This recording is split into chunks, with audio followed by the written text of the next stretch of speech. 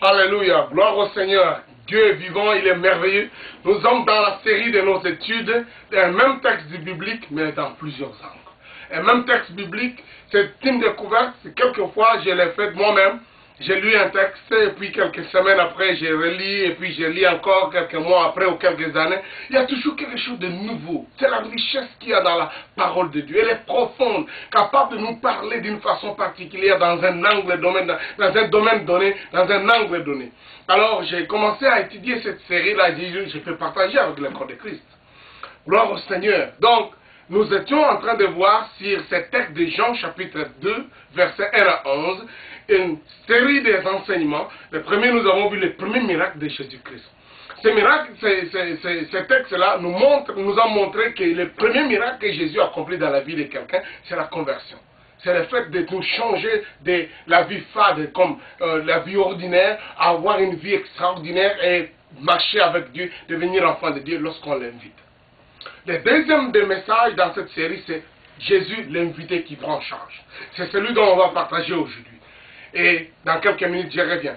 Le troisième, c'est femme, qu'y a-t-il entre toi et moi? Nous parlerons de la relation que nous devons avoir avec Jésus pour qu'il se préoccupe de notre situation. Pour que ce qui nous concerne devienne aussi son problème. Et nous parlerons d'un troisième message, c'est faites ce qu'il vous dira, où nous pouvons découvrir Christ, pas seulement comme le pourvoyeur, comme le sauveur, mais aussi le Seigneur.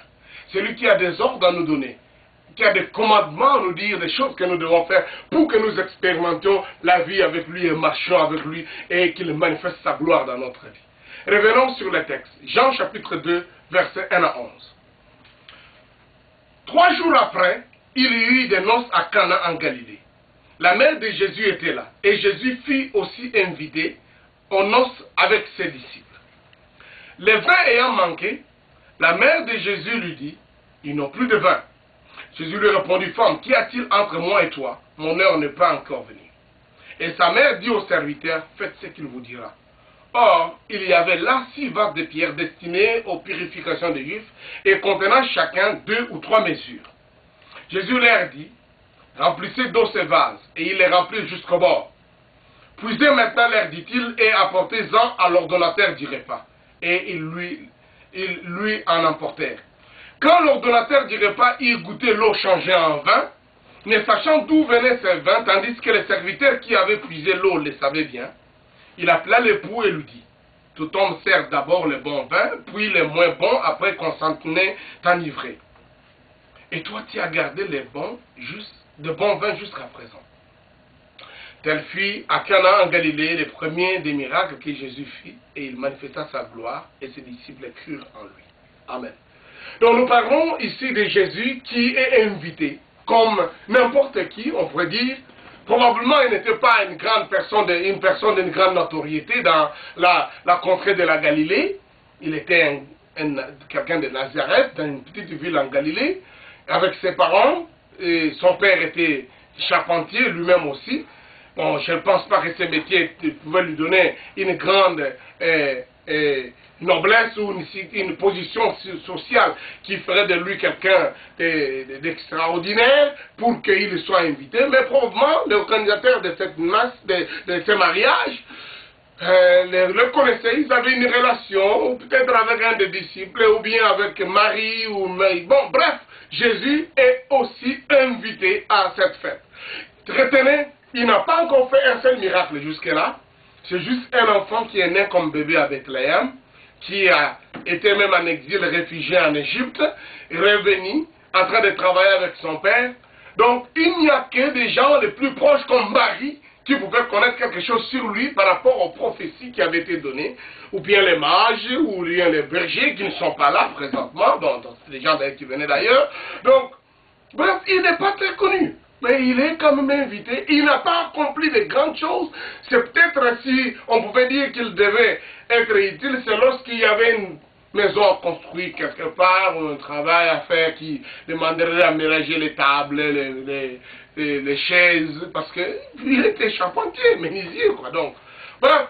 Mais le vin vient de manquer à la fête. Ce qui arrive souvent dans la vie, on commence la vie, on commence quelque chose, on est content, on est gai, on ça va, et puis c'est comme s'il y a lourdeur ou un état de manque, comme on peut dire. Donc on se rend compte qu'il y a quelque chose qui ne marche pas. Malgré les prévisions qui ont été faites. Probablement parce que les gens ont répondu plus nombreux. Peut-être même Jésus est venu avec 12 disciples ou quelques-uns de ses disciples, quelques-uns d'autres personnes. Donc, vous voyez, il y a un peu, nous parlons d'une situation où les gens se sont retrouvés avec une situation pas comme ils avaient prévu. Donc les gens ne sont pas satisfaits, la fête n'est pas encore terminée, il n'y a plus de vin. Il n'y a plus de quoi à continuer à servir les gens pour continuer la fête. Donc la vie pouvait retrouver aussi dans une situation où il n'y a pas de vin. Un jour, j'apportais ce message à une fête de mariage. Effectivement, j'étais invité comme orateur pour prêcher. J'ai dit, vous savez, quand vous êtes fiancés, quand vous commencez la vie, quand vous commencez à vous aimer, c'est comme il y a des vins. Vous êtes ivres de l'un de l'autre, l'amour est là et ça va. Vous voulez vous visiter autant de fois que vous voulez. Et ça ne vous coûte rien, quoi, quels que soient les sacrifices à faire, parce que il y a l'amour. Mais à un certain moment, c'est comme si ça se fade. Quand les gens sont dans les mariages, ils vivent quelques années après, ils se retrouvent un peu comme si cette gaieté, je ne dis pas que ça arrive à tous les mariages. J'aurais jamais souhaité que ça arrive. Et je suis heureux d'être marié et béni et comblé avec mon épouse.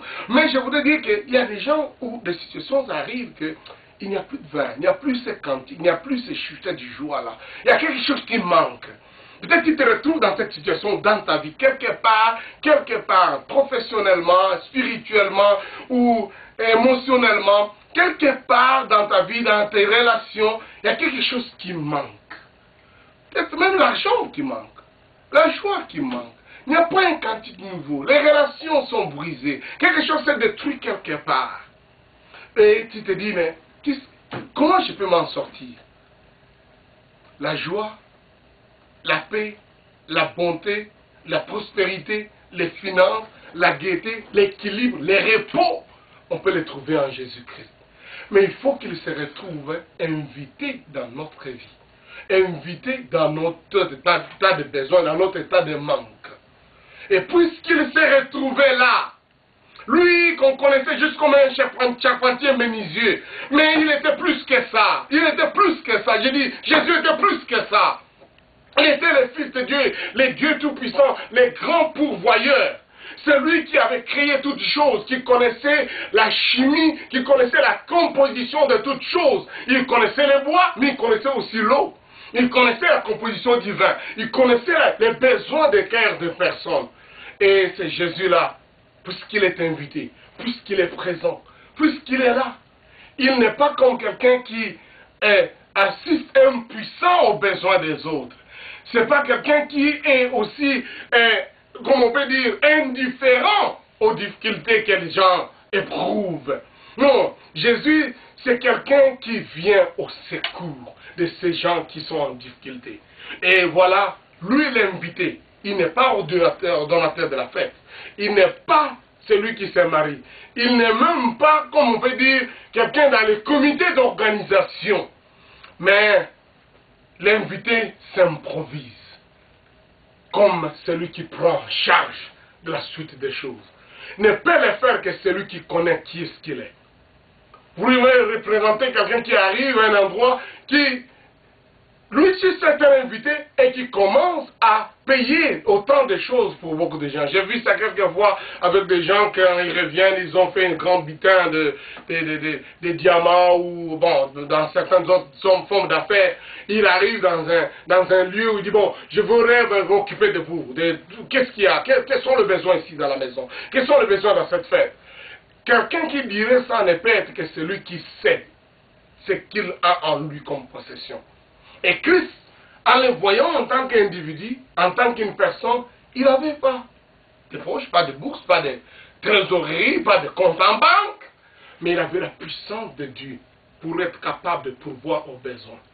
Mais puisqu'il est invité, il s'occupe de la prendre en charge. Pourquoi Jésus devient l'invité qui prend en charge? Parce qu'il est Dieu, parce qu'il est pourvoyeur, parce qu'il est le Dieu créateur capable de faire des miracles. Ne peut arriver à s'occuper d'une telle situation dans ta vie que celui qui est capable d'être improvisé. Celui qu'on peut appeler dans la rue pour dire, oh, j'ai besoin